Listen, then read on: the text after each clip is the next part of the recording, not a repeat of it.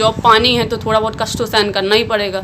जो चीज़ संघर्ष की नहीं है, क्या फ़ायदा ऐसी ज़िंदगी जीने। जैसे कभी कभार जब घर से छोड़ के आते हैं, मम्मी रोती हैं, तो आज फर्स्ट टाइम वाली ही फीलिंग आती है कि जो सिलेक्शन पाए वो कब इनके आंसू मतलब खुशी में बदल गया। तो प्री मेरा उससे भी हो चुका है और मेरा खुद से भी हिस्ट्री, ज्योग्राफी, इकोनॉमिक्स। लेकिन जब कभी कभार आते हैं नया जब भी कमरा चेंज करना पड़ता तो 5 से हमेशा 6+ हो जाए। उसके लिए दहेज भी देना पड़ेगा, नहीं पता चले वो वीडियो लेपाल से शादी करा रहे, पूरा खरीदना ही होता है। तो मैम सबसे पहले आप अपना इंट्रोडक्शन दीजिए। My name is Roshni Verma. I belong to Bundelkhand, specially Jhansi.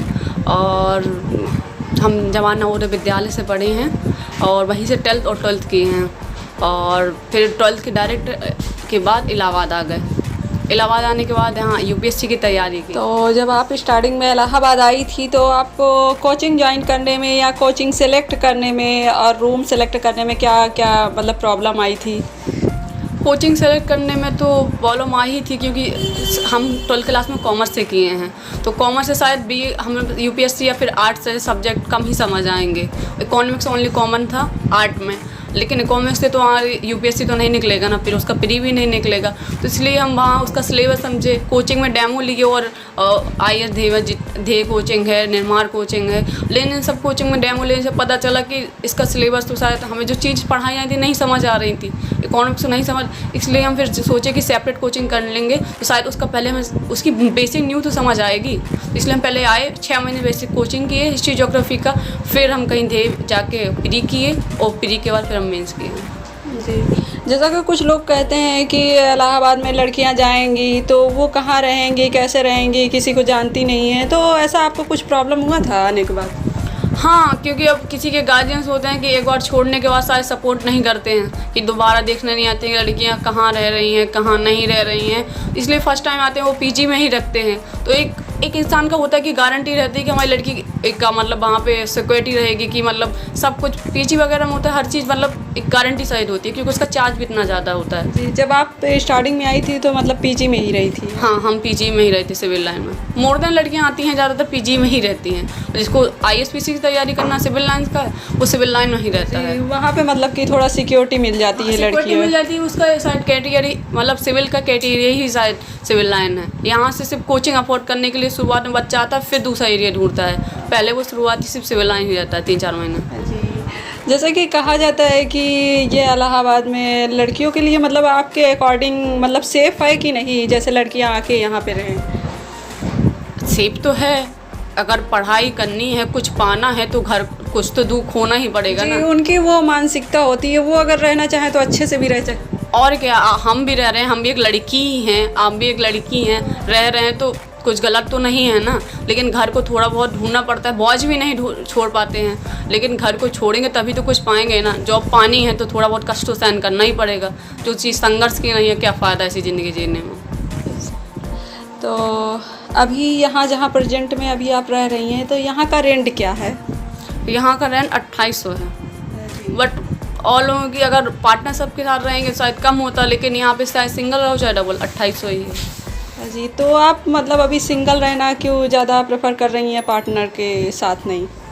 क्योंकि पार्टनर में थोड़ा सा डिस्टर्बेंस होता है, पता नहीं उसका टाइम क्या रूटीन है, उनकी अगर स्ट्रीम अलग है तो शायद उनके में डिस्टर्बेंस होता है कि हमारा जी चल रहा है, अभी हमारी क्लास है, हमें क्लास बनी है, खाने में डिस्टर्बेंस होता है।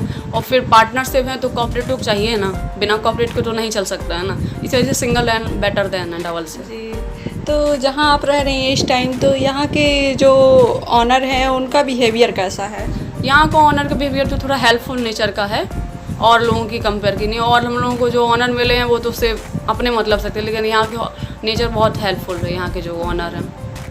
तो अभी आप मतलब यहाँ इलाहाबाद में कितने पैसे में आपका पूरा खर्च महीने भर का चल जाता है? 5 चल जाता है, लेकिन जब कभी कभार आते हैं नया जब भी कमरा चेंज करना पड़ता तो 5 से हमेशा 6+ हो जाता है, क्योंकि नया मतलब 5000। हाँ, हर चीज़ हर बार अपन नया कुछ अफोर्ड करना पड़ता, रूम चेंज करेंगे सब कुछ होता है, तो 6 चला जाता है उस बार। इसी वजह से उसी मतलब पूरे खर्चे मैनेज हो जाते हैं, जैसे 5 बार मैक्सिमम। तो क्या आपका मेंस या प्री कंप्लीट हो चुका है? हाँ, मेरी कोचिंग के थ्रू प्री कंप्लीट हो चुका है और मेंस मुझे 22 में अटैम्प्ट देना है, तो इसलिए मैंने मेंस की कोचिंग अभी नहीं की है, क्योंकि मेरा मानना है कि अगर 1 साल पहले की जाएगी तो 6 महीना में कवर हो जाएगा और 6 महीने में रिवीजन हो जाएगा तो वो रिमाइंड रहेगा। तो इस वजह से उसका बेनिफिट ज़्यादा हो पहले कोचिंग करने की अपेक्षा। तो प्री मेरा उससे भी हो चुका है और मेरा खुद से भी हिस्ट्री, ज्योग्राफी, इकोनॉमिक्स सब कुछ है, और जो करंट चलता है वो करंट तो पढ़ना ही पड़ता है। जी, जैसे कि कुछ लोग कहते हैं कि प्री की कोचिंग करने से अच्छा है कि मेंस की जाए तो ज़्यादा बढ़िया होता है, क्योंकि मेंस अगर हमारा अच्छे से तैयार है तो प्री तो अपने आप क्लियर हो जाएगा। तो आपका इसमें क्या राय है? ऐसा नहीं, अब जिसका बेस ही की कंप्लीट नहीं होगा तो वो मेन जाके क्या करेगा?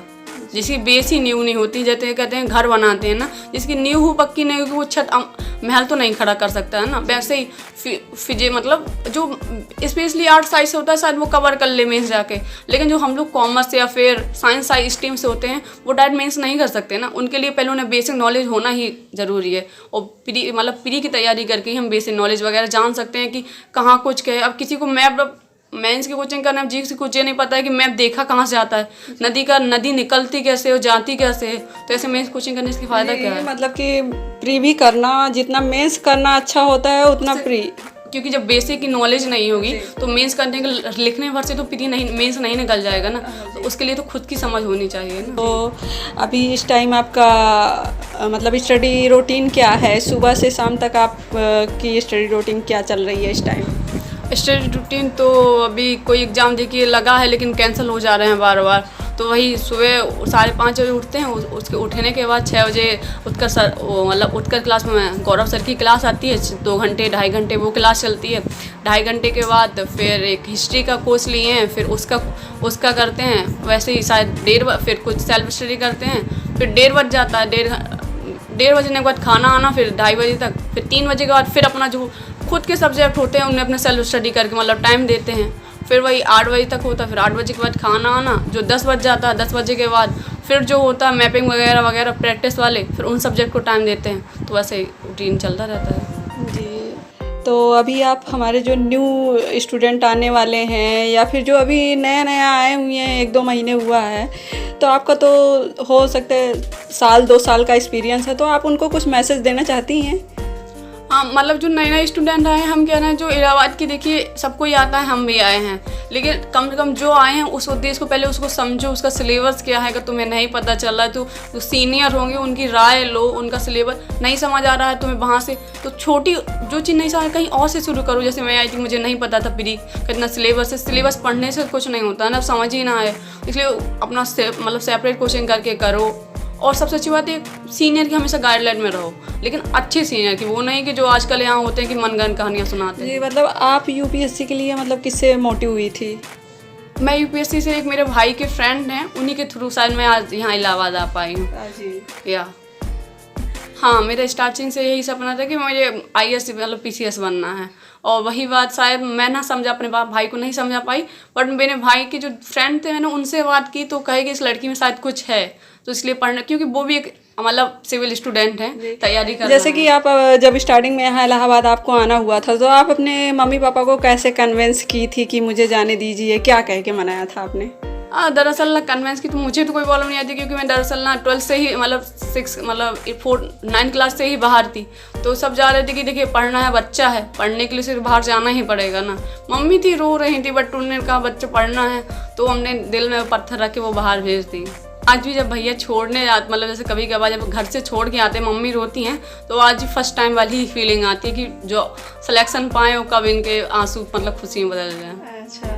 और जो मतलब कि पेरेंट्स हैं जो यहाँ अपने लड़कियों को नहीं भेज रहे हैं, तो उनको आप कुछ मैसेज देना चाहती हैं? लड़कियों को भेजना, लड़का लड़की में भेदभाव तो बहुत पहले ही ख़त्म हो चुका है अपने समाज में, लेकिन आज ही हमारे समाज में गांव के जो स्पेशली होते हैं वो शायद ये भेदभाव करते हैं, लड़कियों को नहीं। लड़का चाहे बाहर पढ़ने जाए, आवारापंथी करे, बट लड़की को सोचने के लिए 100 बार सोचा जाता है कि लड़की बाहर जाएगी ही नहीं। बाद में उठा के 12-13 साल ग्रेजुएट की फर्स्ट सेकेंड ईयर BA की डिग्री भी इसलिए कराती हैं कि उन्हें शादी में दिखाना पड़ता है कि लड़की BA पास है, उनका बस चले तो 12 के बाद ही वो लोग शादी कर दें। लेकिन डिग्री शादी के लिए लेना तो गलत बात है ना। आए बाहर भेजें, माँ अपने लड़की को पढ़वाएं। हाँ, तो आपका उसके लिए दहेज भी देना पड़ेगा, नहीं पता चले वो वीडियो लेखपाल से शादी करा रहे हैं, पूरा खरीदना ही होता है, उन्हें 7-7 लाख दहेज देना रहता है, 2-4 लाख यहाँ पढ़ाई में बर्बाद कर दें, शायद उनकी जॉब लग जाए तो वहाँ अपने पैरों में तो खली होगी ना। बाई चांस अगर कोई हस्बैंड से इशू होता है तो अपने पैर में कुछ तो कर सकती है ना अपने बच्चों के लिए। अगर एजुकेट होगी तो अपने बच्चों को भी पढ़ा सकती है, बच्चों को भी आगे फ्यूचर उसका गोल सेलेक्ट कर सकती है कि क्या है। जब उसे खुद का मतलब नहीं नॉलेज होगा तो अपने बच्चों के लिए कैसे अच्छा आदर्श माँ कहलाएगी। जैसे कि अभी ऑनलाइन चल रहा है तो सारी कोचिंगें तो अभी ऑफ चल रही हैं, बंद हैं, तो ऑनलाइन स्टडी कितना हेल्पफुल है यूपीएससी के लिए? यूपीएससी के लिए ऑनलाइन तो हेल्पफुल है, क्योंकि क्या कर सकते हैं, टाइम तो जा रहा है ना हमारा पेपर तो, और ये यूपीएससी ऐसा है जो टाइम पे रिजल्ट देता है, और अगर एसएससी वाले साथ टाइम पे रिजल्ट नहीं देते हैं। हाँ, ऑफलाइन में जो होता है कि हम जाते हैं आते हैं, थोड़ा सा वो टाइम वेस्टिंग है, और बस ऑनलाइन में जो होता है कि कुछ लोग बच्चे संकोच में नहीं पूछ पाते हैं, ऑफलाइन में संकोच में, अब संकोच के लाइव क्लास यहाँ पर भी चलती हैं, डाउट क्लास यहाँ पर भी, बस यहाँ की थोड़ा सा ज़्यादा नहीं पूछ पाते हैं, पर्सनली टीचर से नहीं पूछ पाते हैं। ऑनलाइन में यही सब कुछ इशू है, थोड़ा सा कभी कभी नेटवर्क का भी इशू रहता है कि क्लास लाइव चल रही है निकल जाती है, लेकिन अब ना होने से अच्छा है कि कुछ तो है ना ऑनलाइन ही सही।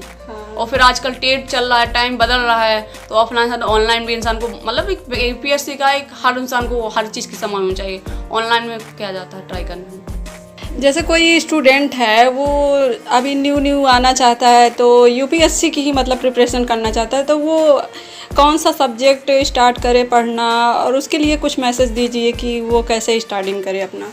फर्स्ट टाइम तो अगर वो 12th के बाद आ रहा है, सबसे बड़ी बात अगर 12th ग्रेजुएशन एनीवन किसी के बाद भी आता है तो डिपेंड करता है कि वो किस स्ट्रीम से है।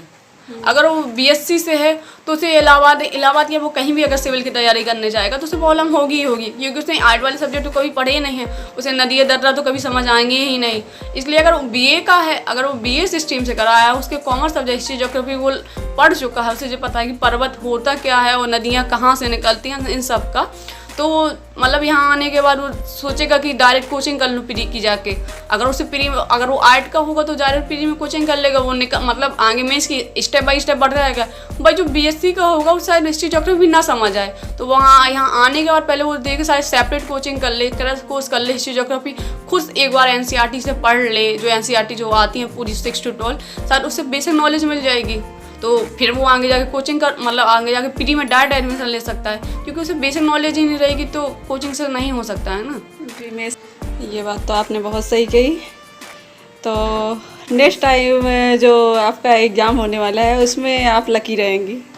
हाँ, ट्राई करूँगी मेरा फर्स्ट टाइम में मतलब निकल जाए। तो स्टूडेंट जो भी कोई मतलब जो देख रहे हों तो हमारी मैम के लिए सभी लोग बेस्ट ऑफ लक बोलिए कि इनका नेक्स्ट अटैम्प्ट जो हो तो वो इनका क्लियर हो जाए।